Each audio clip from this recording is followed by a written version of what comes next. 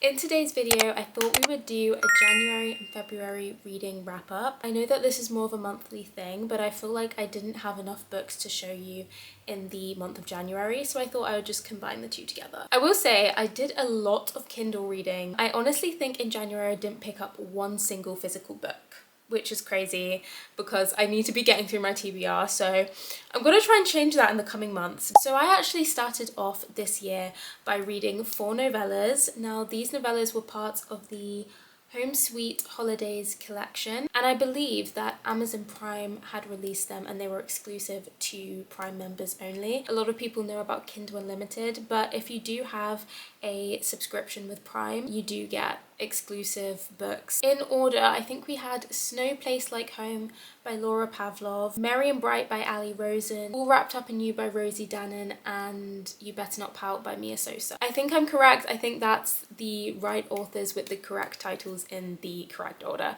But either way, the first book was my fave, and I know that is Snow Place Like Home. I did really enjoy them. They were like the perfect, cozy, heartwarming, comfort festive holiday reads. Going into the first actual novel that I read this year, that was The Last Dragon King by Leah Stone. I believe this is part of a interconnected fantasy series, so there's like standalones in the series, each involves different characters. I'm not sure. Anyways, I think I also found this on Prime because I was trying to find books that weren't so booktalkified. Not that I have anything against book talk recommendations, because honestly I do find a lot of books that I really enjoy from book talk, and that's what I do love about the community. But sometimes I just feel like that I can get really wrapped up in all the book talk books and you just forget that there's a whole other world of books. So basically I kind of wanted to just find a book by myself that I hadn't heard any reviews or anything on. It just got a very basic premise. It's a poor village girl, and I'm pretty sure she's trying to vie for the king's affection. I don't know if it's like I don't remember specifically, so it might have been like a competition. You are selected and then there's like different rounds and stuff. I think that's what was going on. The king, of course, is the Dragon King. He's a dragon shifter, and basically with the strength of his power, the stronger his kingdom will be. I don't know if the magic goes into the land, but I know that it does go into the people, and so like if he's weak, it's dangerous for his community and his village, because then people will be weak, or like people with powers and stuff, and then the powers will die out. So that's kind of the magic system. But I do feel like I was a little bit underwhelmed with the book. I mean, I did finish it, I didn't DNF it. It's definitely not my favorite book in the world. I think maybe like if I was younger I might have enjoyed it more, because I just feel like some elements were quite childish. Just some scenarios were a bit immature, and like what was going on, I just felt like it was unnecessary. And I just feel like overall not that much happened in the book per se. So yeah, it wasn't my favorite book, and let's move on. The final book that I read in the month of January was Pretty Little Savage by Lucy Smoke. Now this, I needed to pick up basically a dark romance, because I mean I fear like if I read a book that I'm either close to soft DNFing, or I could have just outright DNF'd, but the reason that I don't is because I don't like to not finish books. I kind of felt like I needed something that was like quick, gonna grip me, and something that I don't need too much brain power to be invested in. So I definitely couldn't really just go into a fantasy again. So dark romance, I was like, you know what, I haven't read dark romance in a while. I know that they're really good for like getting me out of slumps. I actually quite enjoyed this. I think I gave it a 3.5. We follow Avalon and Dean and basically switch between their two POVs. Avalon has a really quite sad background story. Her mother's a drug addict. She lives in this trailer park. Her father is absent. We don't know who he is. And she's pretty much alone because she has no siblings or anything else. So she's kind of on this lone wolf journey. She just doesn't care about anyone, in the sense that the character has been either betrayed too many times, or it's difficult for her to let people in. She basically has been suspended or expelled from different schools a number of times, and there's only so many times that can keep happening without schools taking her back, pretty much. So I think with this school, they're kind of at their wits' end with her, and they're basically going to expel her. And this recruiter from this other college kind of steps in and says, hey, like, we'll offer you a place here. It kind of looks like you have no resort, and it's this really quite prestigious school. So kind of against her will, she enrolls into that college. And this college is pretty much run by these three boys, this little trio, and at the center of it is Dean. I think the college is basically theirs through blood money, so either their families will own it, and that's why they kind of run the school and have like a high status, and they are called the Sick Boys, which honestly, guys, like I really could not get behind them being called that without like actually thinking it was just really silly and stupid. It was just giving, I don't know if it could give me the ick, but that's kind of what was going on. But I'm pretty sure this series is actually called The Sick Boys. Since reading this, I think there's actually so many books in this series. Like I think it might be one of 7. I'm not sure. There's definitely more than 3. Yeah, I guess the story kind of goes from there. A lot more happens. I will say, like, I think the 50% mark onwards is where it really picked up for me, and I was a lot more invested in the characters and like what was going on. There's also like this kind of mystery element to it the further on you go in the book, and that was interesting, and kind of where we left off, I guess maybe like the cliffhanger at the end of the book. It was fun for what it was, and I'd recommend it if you are into dark romance. On to my February reads finally, and this is the first book I read. Finally, a physical copy, but I was very lucky and I got sent this by the publisher. So this is Discipline by Larissa Pham, and this is a literary fiction book. So this kind of follows Christine, who is the main character, and she is going on her debut book tour, promoting her novel, but the novel is like a thinly disguised tale of the affair that she had 10 years prior with her professor at the time. He was older than her, he was magnetic, he was charming, he was all of these things. This professor is entering her life again at such a removed time in her life where she no longer has contact with him, and kind of like what will she do now that they're back in this sort of cycle again. I guess the story kind of explores the lines between art, memory, coercion, truth, because what is true, what is real, and desire. I do feel like in this book not so much goes on though. So if you really like something that is slow paced, quite a meditative piece of literary fiction, I will say, then you will enjoy this. The thing that I did enjoy about this was that it was very contemplative, it was quite insightful. The only thing that let this down for me is just a small thing, but it's a personal preference thing. As this book progressed, I really wanted it to go a certain sort of way. I just feel like I was left quite unsatisfied with what happened, and kind of when I put this book down and I was just thinking about it, I just wasn't like, I just didn't really enjoy that part of it. Do with that what you will. I think that it's definitely worth a read if all the things that I'm saying are appealing to you. And then I read this beautiful book, which is actually an art copy, and this was also sent to me by a publisher, which was amazing. Getting publisher mail is still something that's very new to me. It has only recently occurred as of last year, but every time I do get a piece of book mail, whether it's an art copy or just book mail in general, it's just so lovely, and I feel very lucky, very grateful. It's really cool, it's really cool. So again, a big thank you to these publishers. So this is Lost Lambs by Madeline Cash, another debut, and wow. What can I say about this book? This is one of my favourite reads of the year so far. I was worried that it would just be a beautiful cover and the inside would have little substance compared, because honestly, how do you live up to a cover this gorgeous? The answer is you absolutely can, because this author absolutely knocked this book out of the park for me. It was incredible.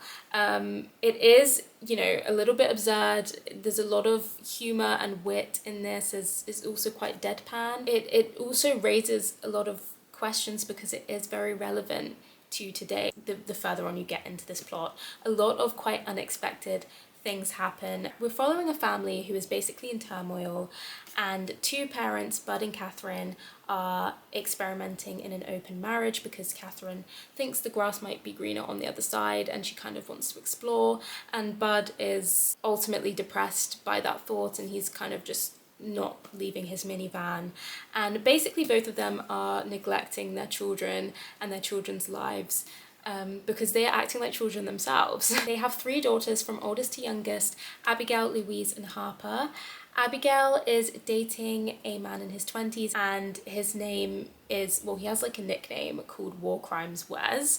So he's kind of suspicious. We don't know much about him other than that he works for a tech billionaire. Louise is unfortunately suffering the typical middle child thing where she's just overseen and overlooked, not acknowledged, and she doesn't feel particularly brilliant at anything. And so she kind of starts maintaining this secret correspondence with an anonymous user online who turns out to be a terrorist. So, not great. And then Harper, who is by far my favourite character in this novel. I think all the characters are really interesting and memorable in their own ways, but Harper Flynn is just incredible. I love her. I think she's such a cool character. She's like her own little detective. She's too clever for her own good, but she is being threatened to kind of be sent off to a sort of reform camp that will kind of get her behavior in check because she keeps getting involved in things that she doesn't need to, basically. So yeah, honestly, this book is chaotic, it's wild, it's unhinged, but at the very core of it, it's, you know, a heartfelt story of a messy, dysfunctional family. And I just really enjoyed this. And I also loved Madeline Cash's writing. It was very gripping, especially for a lit fic, which again is something that I'm still very new to. So having a literary fiction book that gripped me as much as this one just says a lot about this author and the story. Refreshing, original, it was great. Really recommend this. I loved it. I love it so much. See, I don't know why, but apparently I picked up Novellas again. I think again these were exclusive to Prime. I think the series is called the Improbable Meet Cute series, and they're all second chance romance books. And I initially wanted to read all 6. I read 2, the first 2, which I'm gonna have to pull out my phone. Okay, yeah. The first one was Accidentally Yours by Christina Lauren. Second one, Time Will Tell by Hannah Bonham Young. And then I did actually end up DNFing Second Act Romance by Julie Soto halfway through. Listen, I have read Julie Soto's work before and I really love what she is capable of creating. Maybe this story just wasn't for me. I didn't really enjoy any of the novellas that much, if I'm being honest, and that is why I didn't want to continue with the series, because I felt like I was just trying to push through, but just because I wanted to complete the series, not because I was enjoying it. I don't know, personally, I didn't love them. Nothing really stood out to me. Yeah, I think I'm gonna like lay off of the novellas for a little while because I need to chill with it, I think. So yeah, didn't really do it for me, but that's okay. Then I read an absolute banger. This is what we needed. This is just what we needed after those novellas. I read Bringing Down the Duke by Evie Dunmore. This was my first historical romance that I've ever read. Again, I've not heard so many people speak about it, but I have kind of been intrigued to read a sort of Regency romance. I don't feel like it's super popular, or at least not that I know of, but I'll tell you why. I love Bridgerton, and obviously season 4 recently came out and I was absolutely obsessed. Literally don't even get me started, because I could just go on a whole tangent and write a whole essay about how much I love Sophie and Benedict. This book was kind of giving me those same sort of peak yearning feelings in a respectful manner. I know like so many romances these days can be like less about plot and more about the other kind of things, which I am not always really the biggest fan of. I don't mind, but honestly I like something that is gonna stay with me, and for that I need a plot. I really liked Bringing Down the Duke. I think I will definitely continue with this series because I liked both of the characters. I liked certain scenes in it.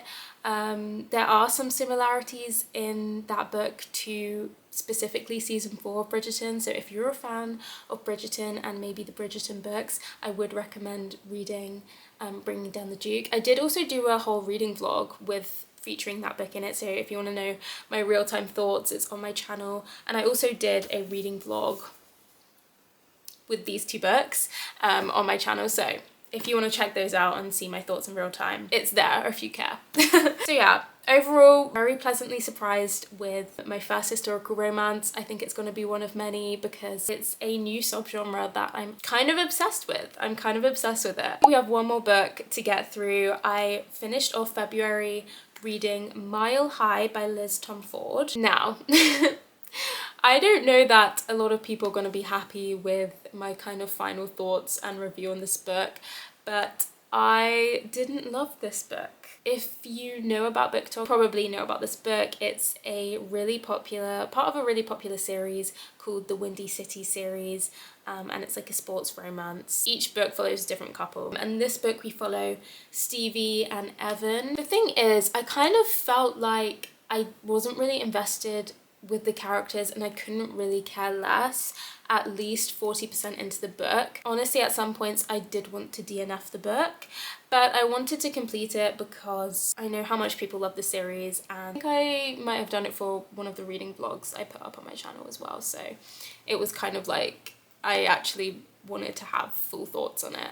And not DNF it. I just don't know if sports romance is for me. It wasn't bad, it just wasn't what I wanted it to be. It wasn't what I expected. I feel like I went into this knowing that this series is so beloved and it's so hyped. It's so hyped up. It has a massive community and fan base, and like I wanted to be a part of that. I don't know, do the books get better in the series? Because maybe I'll continue it. I know that the next book in this series follows two people who we've met in this first book, and I like both those people. So maybe I can be convinced to continue so far as the second book. The further I got into that book, I could see why people liked it, but I still can't justify giving it more than a 3-star. When I think back on the story, like sure, it had good moments, but like ultimately, I probably wouldn't go out of my way and recommend it to someone else. But don't attack me, guys. I'm really sorry. I really wanted to like this book. It's just not for me. Thank God we have finally ran through all the 12 books that I read in the first 2 months of this year. I feel like it's been pretty successful compared to my previous years, because I always love to go into the year with my 50 book goal. But do I ever end up reading it? No, no, no, no. This year I feel a little bit more optimistic. I feel like we can actually do this because we've come on to the right sort of track. So far, fingers crossed, I've not encountered a reading slump, even though I have been close a couple times. But I have a lot of hope that, you know, we can keep getting through the books that I really want to, and hopefully they're really good and I really enjoy them and I can recommend them to you guys and we can talk about it and have a conversation. I don't know. Do you guys think I can do it? Do you guys think I can read 50 books this year? We'll have to see. We'll have to see. Thank you guys so much for watching. I hope you enjoyed this video. Please like and subscribe if you want to be a part of this community and join me in my journey of reading 50 books this year. And I will see you very soon for my next video. Bye!